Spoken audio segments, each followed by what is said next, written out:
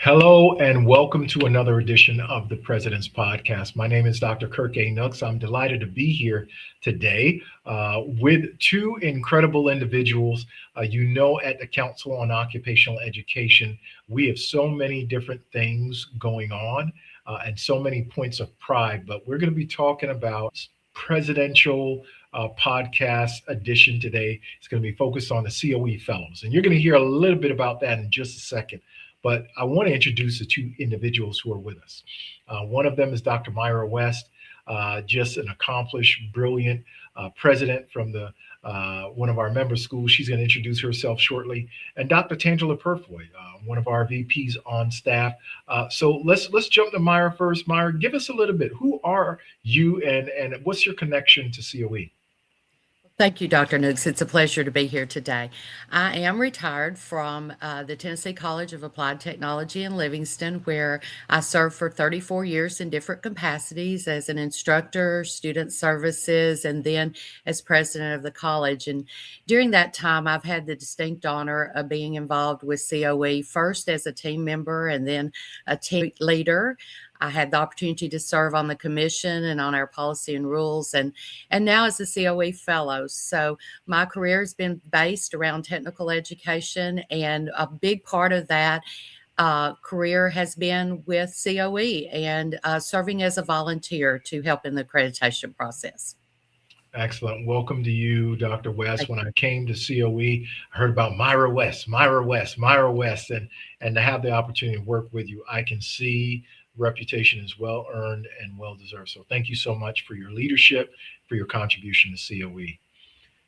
Our second individual on the line today happens to be one of our staff members, and I'm right next door to her. So we have a good time every day when we see each other. Dr. Tangela Purifoy, give us a little bit about who you are. Thank you, Dr. Nooks. My name is Tangela Purifoy, and I'm the Vice President of Evaluation here at the Council on Occupational Education. I came from the Alabama Community College system, where I was employed there for 29 years and 9 months. I was the COE liaison, and I was doing team visits for COE from 2011 up until I retired of 2022 and joined COE in 23. It has been a pleasure working under the leadership of Dr. Kirk Nooks. Thank you. Thank you so much, Dr. Purifoy. As I mentioned, when I came here, I had the opportunity to connect with Dr. Purifoy and just tap into her deep reservoir of knowledge. And when we finally became colleagues in the staff, we normally talk multiple times a day, always going through the evaluation process. And she just loves it so much and has a passion for helping all of our member institutions progress. So thank you so much for being here. So today's episode is all about the COE Fellow. We're going to find out what is this thing called the COE Fellow. We're going to find out about the impact on accreditation and our visits. And we want to understand better how the fellows support institutional success, because we all know that we want to get better. We know there are three things that we talk about at COE: quality, integrity, and continuous improvement. And the fellows has an opportunity to touch on each one of those. So Dr. Purifoy, if it's okay, we'll start for you. For listeners who may be unfamiliar with this notion of the COE Fellows program, could you provide an overview of the program and explain why fellows play such a critical role in supporting institutions throughout the accreditation and pre-accreditation process? First, I am elated to inform our institutions and community that we have 11 COE Fellows. The COE Fellows is a seasoned professional with experience as a volunteer evaluator at the team leader and team member level. Now, Dr. Nooks, the fellows function as the liaisons for COE during accreditation and pre-accreditation visits. The primary responsibility of the fellow is strictly preparatory and advisory. So institutions and listeners, I really want you to remember that is strictly preparatory and advisory, whereby supporting team leaders and institutional readiness. In support of COE commitment to continuous improvement, the fellow will play a key role in enhancing both the efficiency and the consistency of accreditation and reaffirmation process. Now, Dr. Nooks, one thing I want our listeners to remember is that one of the most important factors that institutions must remember is that COE Fellows are proactive partner, neutral peer, and a professional resource. So as part of the accreditation process for institutions seeking initial or reaffirmation for accreditation of the council, utilize that COE Fellow. That's why they are there. So the fellow will come to you and do a preliminary visit prior to the full site visit. And the purpose of this visit is to provide an early observation of the institution readiness to ensure alignment with the council's standards, criteria, and conditions. You know, Tangela, that is something that hopefully our members will, affirm and confirm that this notion of gotcha, this notion of I want to find something that's not what we're doing, right? Again, under the banner of continuous improvement, that fellow, as you mentioned, they're not evaluating, they don't play that role, but they're providing proactive information to help the institution understand where they could possibly strengthen or what observations they have related to our standards. And if the institution uses this opportunity that happens, in advance, they could become a stronger institution. And if they become a stronger institution, then students benefit, employers benefit, everyone benefits, and that's the goal. Now, Dr. West, you're a COE fellow, and you've worked closely with institutions navigating accreditation visits. From your perspective, what are some of the most important ways fellows help institutions prepare for success and better understand COE's conditions and standards? Well, one of the most important ways that I think we as COE fellows help the institution is that we provide a support system for that institution. When we first begin working with the institution, we want to develop a relationship where they consider us, as you said, a proactive partner, that we're a partner with them and that we're going to travel this journey with them. We want them to feel comfortable so that they feel like they can ask us questions and they can ask for clarification for the conditions, the standards, and the policies. And it really provides a different relationship. As a team leader, you're coming in to evaluate. And as a COE fellow, we're there to help them improve their overall self-study, their documentation, their institution, policies, rules, and we're able to come with a different perspective to them. And so developing that relationship that shows a support system for them throughout their journey in the accreditation process, I think is one of the most valuable things that the COE Fellows Program brings. Also, another thing that we bring is a fresh set of eyes. If you have ever been in an institution and working on a self-study, you know your policies and your procedures, and you know how your institution operates. And so when you're writing that narrative and collecting your documentations, you know that. But what does it look like to the outside, to the public? And so we bring in that fresh perspective. We're looking from the outside in, and we're reading that narrative and that documentation that we're looking at, and we're saying, okay, how can we better reflect what is going on at your institution? How can we take what you're doing and improve that so that it makes your institution better and ultimately provides quality education for your instructors? So again, that fresh outside perspective. Another one is I think that they feel like we're more of a resource to them than the team leader that comes in as an evaluator. If the institution is working on their self-study, their narratives, and they are just unsure what the criteria is asking. I've had texts and calls and emails and saying, can you just explain this criteria to me? Or can you look at my narrative to provide me with feedback? And we can provide that observation, not an evaluation, but an observation saying, well, let's talk about how your process works. And in that conversation with them, then we can say, see, these are things that you could add to your narrative or add to your documentation that strengthens that self-study report and truly reflects your institution. And then the last way I think that the COE Fellows program is helping institutions is we're their cheerleader.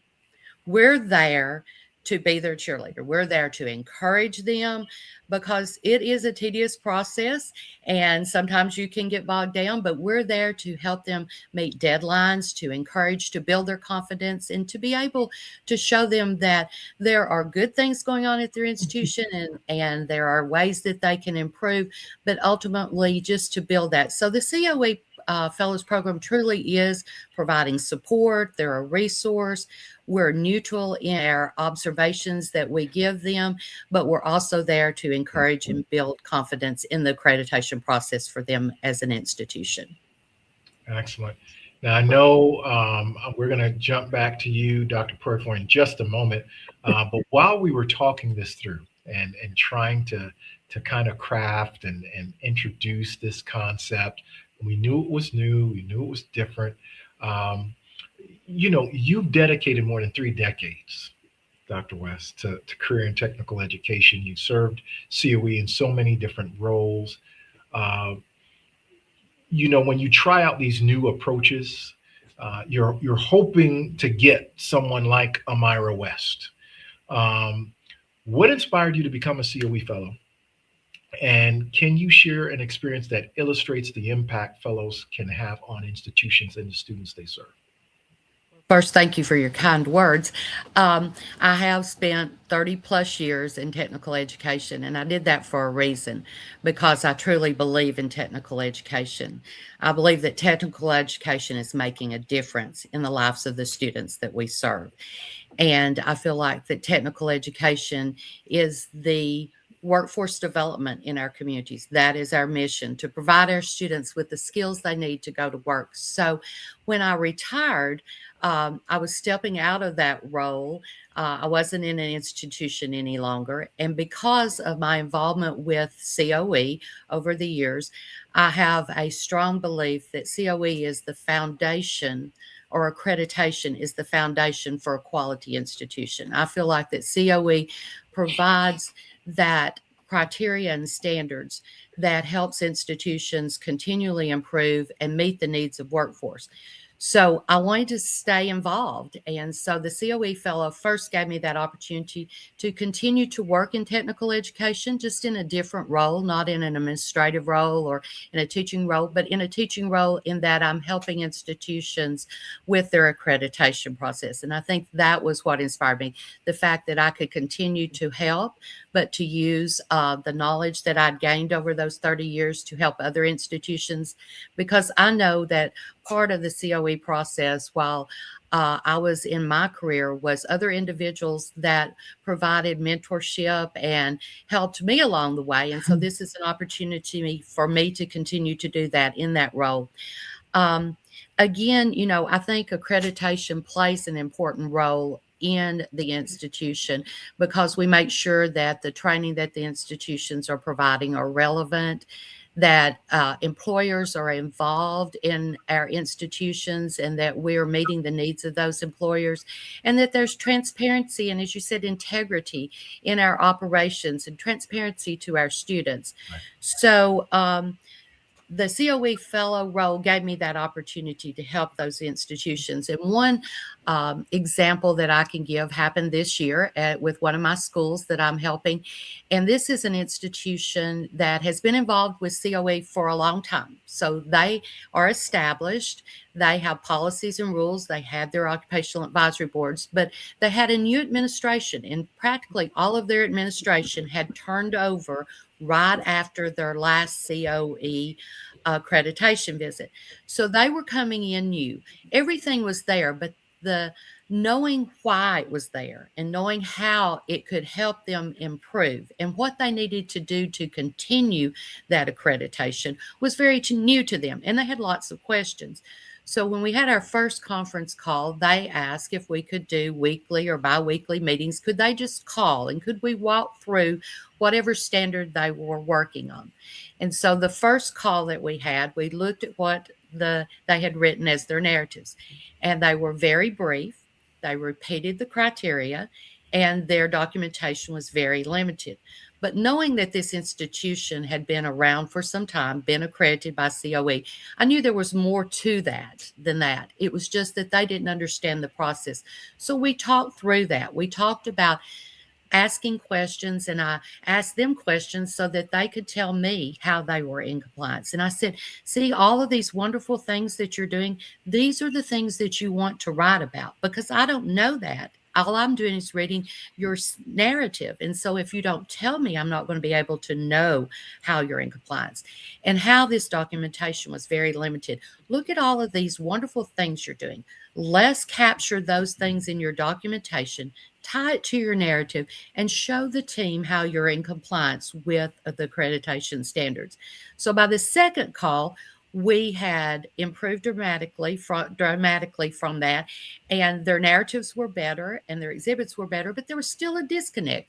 They might say in their narrative that they do these 3 things, but then their documentation only showed 1. So we talked about that. How do you make that connect? How do you take that documentation and make it strong so that it supports the narrative, that it truly shows compliance?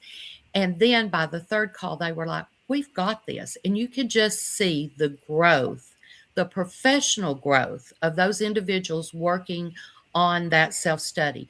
You could see by their comments how they were looking, oh, how can I improve this? And how am I going to do this better during the next cycle? Now, the past 6 years, we've been doing this, but I see a way that I can do something a different way that will improve our processes and also help our students. So just watching the institutions grow and how you're providing that support and helping them improve and grow has been one of the rewards of serving as a COE Fellow this past year. That's wonderful example, again, of what we had hoped would come as a result. You know, we do have the annual meeting. Yes, we have the Spring Accreditation Institute. But let's be honest, when you actually sit down to do the self-study, all of a sudden you start to say, oh my goodness, I don't remember this, I don't remember that, the anxiety builds, nervousness, and then to have turnover. So here comes the fellow, someone seasoned, you know, neutral peer to help support and guide, because you're right, our institutions are strong. They are doing the right thing, but sometimes with transition, people need an opportunity. Thank you so much for sharing that with us. You know, Dr. Purifoy, jumping to you from an institutional evaluation perspective. I'm hearing team leader. I'm hearing team member. I'm hearing COE fellow. I'm hearing staff. I'm hearing all of these different roles and all of these different people. You know, how do the fellows complement the work of COE staff and accreditation team leaders? And why is their guidance and expertise so valuable to institutions seeking accreditation or reaffirmation? That's a lot to unpack there, Dr. Nooks. But if I heard you correctly, I would like for institutions to remember that COE staff is the first point of contact. We are here to assist you. Now, the fellow is the second point of contact. And I want to talk about the difference here. The fellow does provide interpreted guidance on standards, document review, and guidance, and they host preliminary visit entrance meeting and preliminary visit exit meeting. Now, institutions and listeners, those are some new terminology that we have now. So I want you to be familiar: preliminary visit entrance meeting, preliminary visit exit meeting. Now, during the preliminary visit entrance meeting, the fellow is on the ground. The fellow is at your institution. They're going over your self-study. They are reviewing your document, just as Dr. West said earlier. They are giving observations. Now, do you have to take the observation? No, you do not.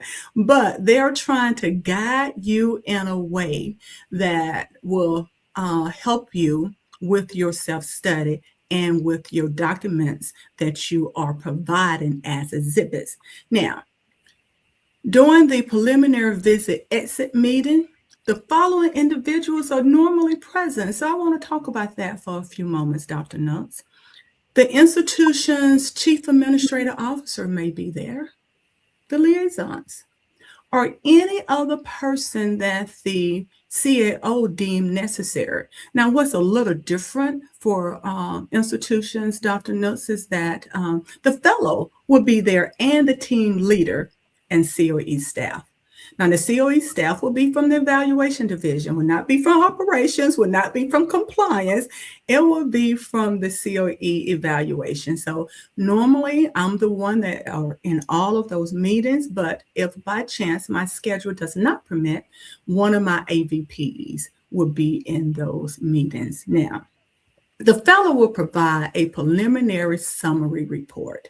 Now, in that preliminary summary report is going to be the observation that they saw when they were there observing your school during the preliminary visit. So, if they fly in on a Monday, they're at your institution on a Tuesday, and they do that preliminary visit exit meeting on that Tuesday. So after that, the team leader during that meeting, the fellow will give the observations, and the team leader will get a chance to hear all of that. There will be a soft handoff from the COE fellow to the team leader. And the team leader is going to discuss logistics and going to discuss anything else that may be pertinent to the visit of the team. Next, Dr. Nooks, the team leader is going to do, and this is something new, listeners, accreditation kickoff meeting. It's going to be an accreditation kickoff meeting with the team leader and the team. Now, guess what? Whereas the fellow was chairing the preliminary visit exit meeting, the team leader would chair the accreditation kickoff meeting. Now, during the accreditation kickoff meeting, the institution is not involved. So institutions don't think you're going to be in that particular meeting. No, that meeting consists of the fellow COE staff from the evaluation division and the team. So the team will not book any reservations or make any flights until after that accreditation kickoff meeting. And this accreditation kickoff meeting will take place 60 days before the initial or reaffirmation visit. And this is the time that they will hear everything about the preliminary summary report, and they will discuss the logistics about the upcoming visit. Now, Dr. Nooks, one thing I do want the institutions to remember is that the fellows are a resource, and their role is to assist institutions in strengthening institutional quality and, what's that word? Continuous improvement. So for the upcoming 2028 cohort, you can gain valuable experience from our COE Fellows because they do present at our Spring Accreditation Institute. And I don't know if the president wants me to talk about where that's going to be in the spring of 2028, but so I'm just going to keep that to within the department. But we are preparing for that 28 cohort. We're preparing for you, and the fellows are preparing for you as well. So get ready for your mentorship moment with the COE Fellows and COE staff. Thank you so much, Dr. Purifoy. When I'm hearing about the various roles, whether it's the team leader or team members, the fellows, and the staff, I certainly understand those are three distinct roles, three distinct responsibilities, but they work hand in hand. So as higher education continues to evolve, how do you see the COE Fellows program adapting to meet the challenging needs of institutions? And what advice would you offer to institutions preparing to engage with a fellow during the accreditation process? Dr. Nooks, that's an excellent question because we all know that Department of Education is always changing. So, as higher education evolves, the fellow program will continue to expand. And we may expand by increasing the number of qualified fellows while enhancing their knowledge, skills, and expertise that they provide through ongoing training, professional development opportunities. As the program grows, emphasis will be placed on standardizing evaluation practices, strengthening mentorship, and promoting continuous improvement to ensure fellows are well prepared for their roles as changes take place within the Department of Education. Dr. Nooks, the long-term goal of the COE Fellow is to achieve a high level of consistency, quality, and reliability during the team visits by developing a highly trained cadre of fellows who apply standards and procedures uniformly. The organization will strengthen the integrity of the accreditation process and provide institutions with a more consistent, and I will say that again, more consistent and effective evaluation experience. In conclusions, institutions should come away from their experience with a fellow having a stronger understanding of the accreditation process, the standards and expectations. Fellows are intended to serve as knowledge guides who help institutions navigate the self-study process, are here to establish timelines because remember, there are timelines. Fellow comes in, make that 6 months phone call. They come in 90 days. Your institution will start working on that self-study in it via 5 months. They will have a draft self-study 4 months. 90 days, the fellow is at your institution. 60 days, that self-study is law. So they are going to make sure that you are here to all of those timelines, and they're going to give you, and they're going to use feedback constructively. Therefore, institutions, you can really strengthen your self-study and be prepared for a successful team by listening to the observations that the fellow will provide. Thank you so much, Dr. Purifoy. Thank you so much, Dr. West. When I'm, again, just reflecting back on what I've heard today, there are some consistent themes. One, that COE is continuing to evolve based on the needs of our membership and based on, if you want to call it, continuous improvement. We want our institutions to get stronger. And hence, that's part of the reason why we have COE Fellows. When we talk about the consistency of decision making and quite frankly, the consistency of the visit experience. We have 11 fellows, and as long as those fellows continue to work collaboratively, we can again provide a consistent preliminary visit experience that will help to strengthen institutions to reduce this notion of gotcha, which is something that we're excited to do. And it sounds like it's already working based on some of the stories that both of you have shared and examples. It sounds like institutions are currently embracing the fellow model. I heard some positive remarks recently at a meeting I was at. So for those institutions who are working with a fellow, hopefully the experience is consistent with what I've been hearing, that you feel more prepared, you feel more supported, you're able to access guidance. I like what Dr. West mentioned, mentor type of language. And for those of you who are getting ready to, we encourage you to contact others who have already, or if you just want to talk to a fellow, you're still a year or 2 years away from your reaffirmation cycle, but you just want to have a conversation just to put a name and a face together. I would think that fellows are willing to again help to demystify what their role is. They're not trying to show up cold and scare you. That's why they present at the Spring Accreditation Institute. That's why they're there trying to let you know that they are people too. And many of them, past members with seasoned experiences, they know what it's like to go through a reaffirmation visit. So 30 seconds on the clock. Dr. West, 30 seconds on the clock. Dr. Purifoy, give me one final nugget or reflection. We'll start with you, Dr. West. Well, I just think the message that I'd like for institutions to hear is that all of the fellows have a heart for accreditation and have a desire to help institutions and to help them improve.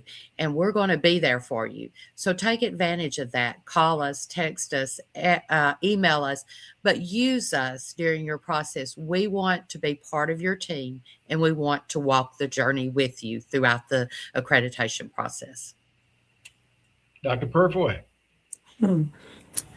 I would like everyone to know that the evaluation department here at the council is always available to assist institutions and any institution who are thinking about joining the council. We're here for you. The team that we have in place, Dr. McBride, Dr. Green, Ms. Campbell, and Ms. Hill, and of course myself, we're here to assist any institutions with anything they need, from reaffirmation to initial and candidacy as well. So just thank you all so very much. And if you need us, please reach out to us at any time. www.council.org. Thank you. I'd just like to express my appreciation for the contributions of the COE Fellows. Again, we know that we're still in the infancy stage of this approach, but we're receiving a lot of positive feedback. We wanted to, again, take time and space on this President's Podcast to highlight, folks like Dr. West. And again, she's only one of the 11. So we will try to get more fellows visible and available to the membership, so that, again, you could put a face with a name and kind of demystify what is this fellow thing all about. We want to thank them certainly for their service to our member institutions. This was another edition of the President's Podcast. Hopefully it provided content that you could use or share with others within your organization. We'll see you at another time, at another edition. Thanks for joining us today.